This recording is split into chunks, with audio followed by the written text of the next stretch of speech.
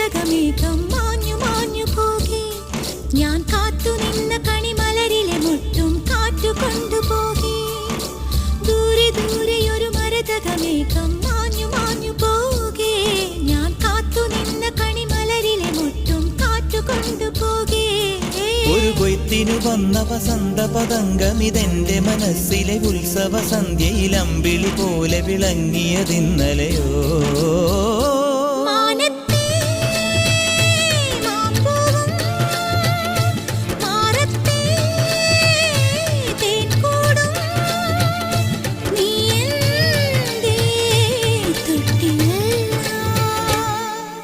ഒരു മഴപ്പക്ഷി പാടുന്നു